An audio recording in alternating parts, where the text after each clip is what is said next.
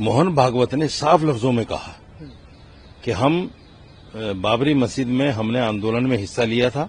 पहला जो बयान है उनका कि हिस्सा लिया था, आगे किसी में हिस्सा नहीं लेंगे। लेकिन अभी जो उनका रिसेंट बयान आया वो ये कहा कि मथुरा काशी भी आस्था की चीज है, इस पर मुसलमान को सोचना चाहिए। क्यों सोचेगा मुसलमान? मुसलमान की भी तो आस्था है ना। तो आप मुसलमान हर जगह आस्था को सोचे आपकी, आप मुसलमान की आस्था को कहीं ना सोचें। महमूद मदनी ने ये जो बात कही है मथुरा और काशी पर बैठने की, महमूद मदनी पूरे देश की तरफ से ऑथराइज नहीं है। मोहन भागवत का जो बयान है या तो उनकी समझ में नहीं आया, या वो जानबूझकर जो हेमंत बिश्व शर्मा के साथ में उनका क्लेश चल रहा है उसको कहीं ना कहीं कम करने की कोशिश कर रहे हैं। मोहन भागवत ने साफ लफ्जों में कहा कि हम बाबरी मस्जिद में हमने आंदोलन में हिस्सा लिया था। पहला जो बयान है उनका कि हिस्सा लिया था, आगे किसी में हिस्सा नहीं लेंगे।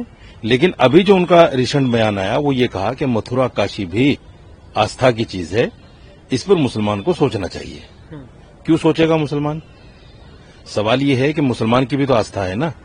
तो आप मुसलमान हर जगह आस्था को सोचे आपकी, आप मुसलमान की आस्था को कहीं ना सोचें।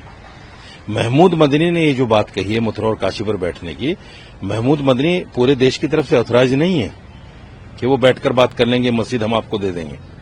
ये बड़ा बेतुका बयान है और इस बयान के लिए देश से माफी मांगनी चाहिए महमूद मदनी को। क्यों बैठेंगे हम? सवाल वही है सबसे बड़ा, हम क्यों बैठेंगे? हमने बाबरी मस्जिद के फैसले को एक्सेप्ट किया है। क्या 99 का places worship act, Mohan Bhagwat का ये कहना कि हर मस्जिद के नीचे मंदिर न ढूंढा जाए, और फिर आप वकालत कर रहे हैं मथुरा और काशी की और आप बैठने को तैयार हैं, तो ये देश के लिए बड़ी खतरे की घंटी है। मैं तो तमाम देशवासियों को एक ऐलान करना चाहता हूं, एक बात कहना चाहता हूं कि ऐसे लोगों को समझना चाहिए ये हैं किस जगह, किस पाले में हैं। दोनों चाचा भतीजे मिलकर, ठीक है चाचा अच्छे काम कर रहे हैं, मुसलमान बच्चों को जेल से निकलवा रहे हैं, लेकिन ये तो बेतुका बयान देते हैं हमेशा। ये इनका बयान निंदनीय है और मैं समझता हूं इनको पूरे देश से माफी मांगनी चाहिए। कोई मसला नहीं बनता मथुरा और काशी के लिए बैठने का। हेमंत बिश्व शर्मा ने जब ये आसाम पहुंचे थे तो इनको एक धमकी दी थी कि यह तो घूमना छोड़ दीजिए, आप इधर उधर जाना छोड़ दीजिए, जहां जो कुछ हो रहा है उसको होने दीजिए, नहीं तो हम आपको उठाकर जेल में डाल देंगे। उसी धमकी के डरने की वजह से मोहन भागवत से बैठने की बात कर रहे हैं ये। इसलिए मैं मानता हूं संविधान के अकॉर्डिंग जो भी देश में हो, जो भी घुसपैठियां उनको निकाला जाए।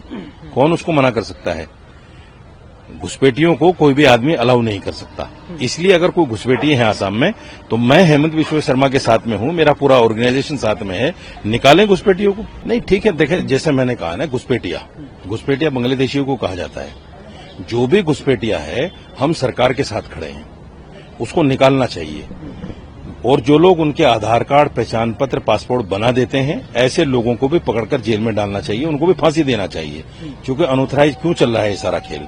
जो घुसपैठिया आते हैं उनके पास तो सारे प्रूफ होते हैं, और हम जो हिंदुस्तान में जन्मे हैं हमारे पास सारे प्रूफ है नहीं। तो कल को एनआरसी का मसला होगा, हम तो बाहर मिलेंगे और वो अंदर मिलेंगे।